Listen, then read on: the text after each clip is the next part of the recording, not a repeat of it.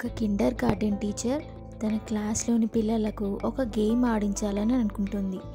తర్వాత రోజు స్కూల్కి వచ్చే ముందు పిల్లలందరికీ ఒక బ్యాగ్లో కొన్ని బంగాళదుంపల్ని తెచ్చుకోవాలని చెప్తుంది. టీచర్ చెప్పినట్టే పిల్లలందరూ బంగాళదుంపల్ని తెచ్చుకుంటారు. ఆ టీచర్ ప్రతి స్టూడెంట్ దగ్గరికి వెళ్ళి వారి దగ్గర ఉన్న బంగాళదుంపల పైన వారు ద్వేషించే వ్యక్తుల పేర్లని రాయాలని చెప్తుంది. కొందరు 2 పైన, ఇంకొందరు 4 బంగాళదుంపల పైన, మరికొందరు ఇంకా ఎక్కువ బంగాళదుంపల పైన వాళ్ళు ద్వేషించే వ్యక్తుల పేర్లని రాస్తారు.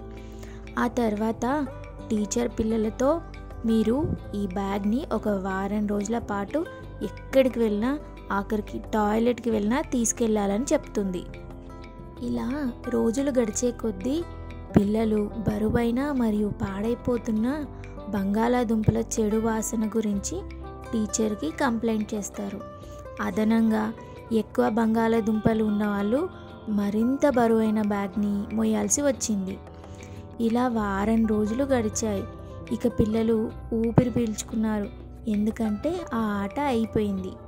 ఇప్పుడు టీచర్ స్టూడెంట్స్ని ఇలా అడుగుతుంది, మీరు ఈ బంగాళాదుంపల్ని వారం రోజులు మోయడం ఎలా అనిపించింది అని. అప్పుడు పిల్లలు తమ అసహనాన్ని వ్యక్తం చేశారు. ఇవి మోస్తూ తిరగడం చాలా ఇబ్బంది కలిగించింది, బరువుగా ఉన్నాయి, పైగా రోజు రోజుకి బంగాళాదుంపలు పాడైపోయి చెడు వాసన వచ్చింది అని అన్నారు. టీచర్ ఆ గేమ్ యొక్క అసలు అర్థాన్ని వివరించింది. ఇదే ద్వేషాన్ని మన హృదయాలలో మోస్తే ఎలా ఉంటుంది?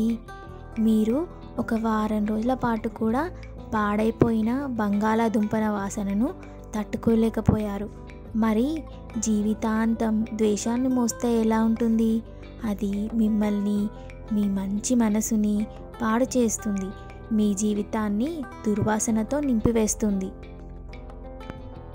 పిల్లలందరికీ చక్కగా అర్థమైంది. ద్వేషించడం వలన కలిగే నష్టాన్ని తెలుసుకున్నారు.